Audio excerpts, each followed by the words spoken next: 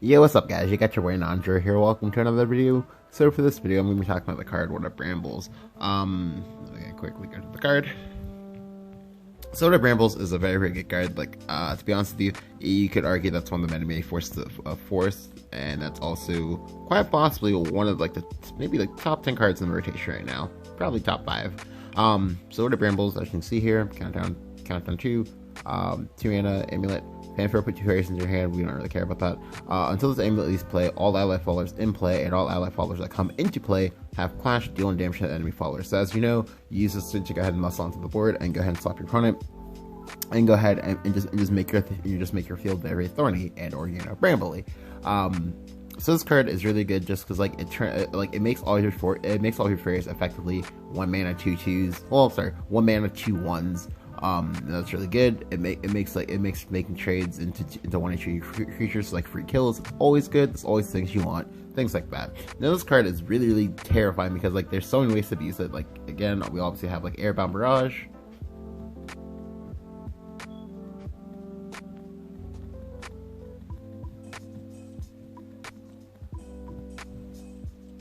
Which is obviously you use that to go ahead and kill a creature, then bounce your brambles, to then replay your brambles to do other things. Like each time you play brambles, it's effectively like a +1 guaranteed, and then obviously you'll be killing things. So usually becomes like really crazy, and the total play ends up being like usually like a +3, +4, something like that. It's just really gross. Then of course you also have Starry Elf as well to go ahead and start shouting your brambles. So these 3 cards are going to be really, really important as well as Alp Song, which I'll go ahead and quickly show you guys here. Okay, but the Alp Song won't really come into play that much for this like video example. So now, for the most part, most people they usually ask me, okay, but Nandra, like, what I go ahead and what I do like when my opponent plays brambles. Like, to be honest with you, the play that I like going for personally is I usually try to go ahead and go for a play nothing. So this way, if they played the brambles at an opportune time, you can go ahead and you can abuse that. And the game about to show you is one such game. So this is just a sample game to go ahead and kind of explain my point.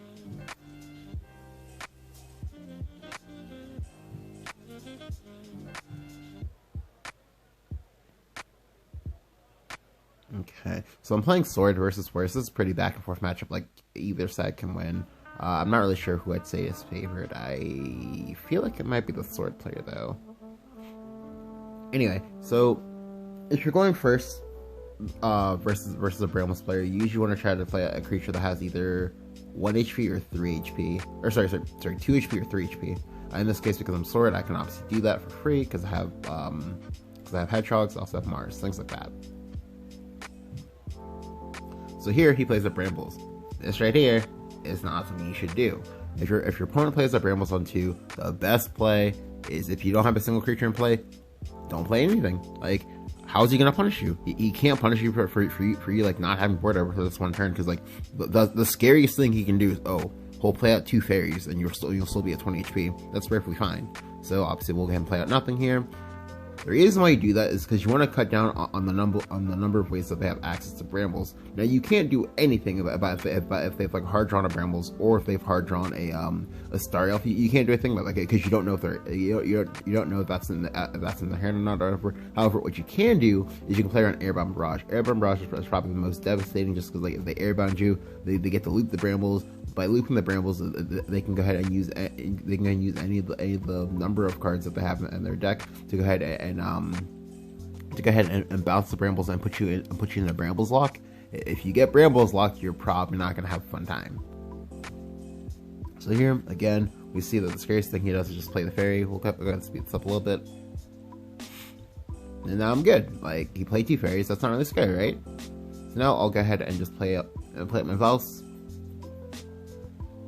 And we'll go ahead and see me skip my turn. Or pass my turn.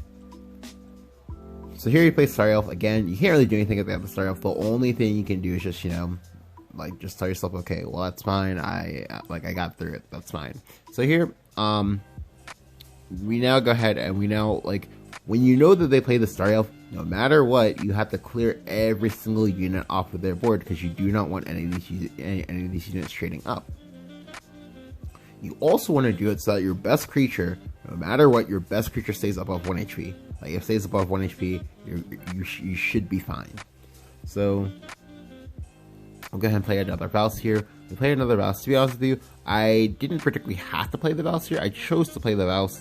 Although, thinking about it now, technically going Hedgehog and Kahulin was a lot better. I just I don't know. I just had a ton of vision at the time, just like didn't see it.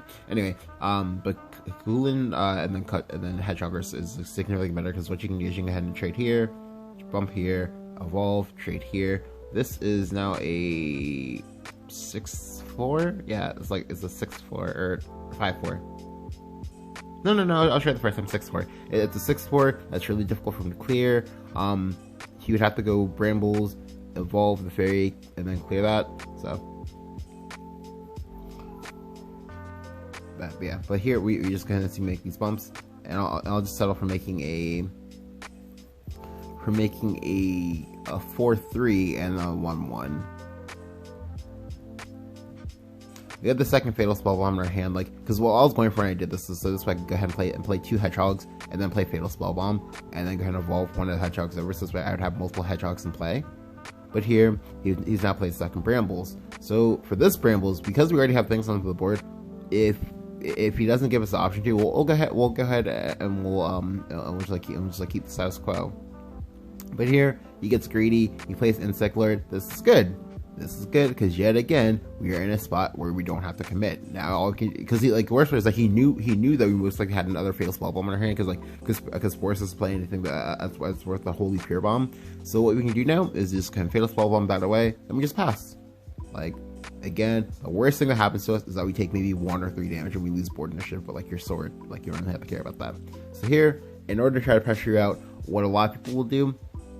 Let's go ahead and make tempo plays like this. Because she wants to do, it's a really good tempo play. Like Aaron is a really good card. Yes, you could say that to try to get like EVA value later, but that doesn't really matter. What matters is that you have the board now. However, this is one of those things that you just kind of have to accept from the force player that they're gonna try to do stuff like this to you. Like for example, they have Venus. They also have Lilac, things like that, or also the elf song that I mentioned earlier at the start of this video that they can use to go ahead and pressure you out from doing this. But for the most part, it's really up to you to kind of discern or gauge whether or not you can afford to take this sort of risk. Technically, out of all the cards I listed, technically the elf song is the scariest one because then they make a board of actual real 2/2s that can hit your face for a considerable amount of damage. On top of the fact that they also have Cassiopeia and also board clear tools. Anyway. 16 face for 1, that's fine, because I still have EVA points. I have Arthur, Sky Fortress, Celia, Luminous Mage. I got all the goodie baskets. Call me Yogi Bear.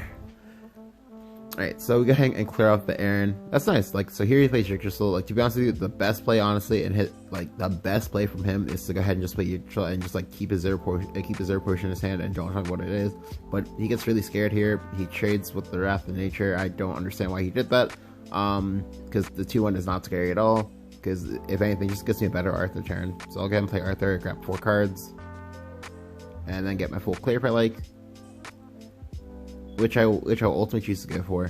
I'll go ahead and evolve this. I evolved this because as a 4/1, it's not as scary because he already used 2 Brambles, so he would need to have a 3rd Brambles in order to make it scary. If he has it, that's fine. I just play Sky Fortress and I win anyway. So, man. But now because I managed to dodge the Brambles, I'm in a good spot. I'm in a position to win this game. Here he plays Cassiopeia, but we know that the Cassiopeia is not a good line. It's really not. And the best thing he can do here, to be honest with you, is to keep that Cassiopeia on the board. But he doesn't do it. He gets rid of it to clear my board. So now I have second Arthur, and haha, you lose because second Arthur on a clear board is a lot of HP. I think it's 13 HP or something like that, depending on what you pull.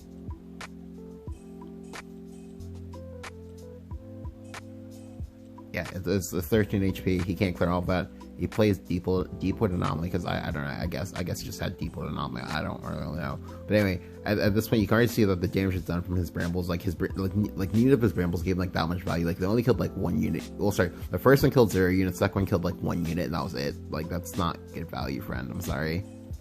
and now we're just able to take it because we have board control. And you know, when Sword has board control and like a billion cards in hand on top of an Arthur board, you usually don't come back from that, especially if you're forced. And I have too much HP for Cassiopeia to clear the board. He plays second Aaron here. Second Aaron does nothing because like he always has to kill. He always has to kill White Ridge. Like that's the status where he always has to kill it, because if he doesn't kill it, I'll just use it to kill the Aaron for free and just, you know, keep it moving. So he does this, and then, you know, it's cool. It's pretty desperation play, like, because you can't actually recover from this spot at all. Like there's no amount of cards that like let you recover from this spot. So now I just gonna play Sky Fortress. Like I just play Sky Fortress just to say like we go ahead and we like kind of haste the process and make him like concede earlier. Yeah, but the focal point of this game is that like when I played around the first and then also the second and also second brambles, there wasn't really a way from coming back from that spot. Like he maybe had a chance, but like but we know that from the hand that I had or whatever. Like after I did that, I was, you know, I was already like 80% of the way to the finish line. I just had to cross the last like 20%, and that's really important for you to do as a player. It's just gonna like understand like how well, at least right now in the current format, is understand how to play around Brambles. Brambles is still gonna be in the format for at least another like 6 months, so it's gonna be really important. Assuming of course that it doesn't get nerfed, that you get like really good at playing around it. But yeah, if you guys enjoyed the video, go ahead and leave a like. Go ahead and hit the subscribe button. Let me know how you like to play around Brambles as, you know, as like a respective class. Like for example, like let me know how you like playing around Brambles as Portalcraft. Yeah, I know it's bad. Or a Dragoncraft, you know, things like that. Don't forget to go ahead and leave a like and subscribe if you enjoyed the video. Thank you guys for watching, and I will catch you guys next time.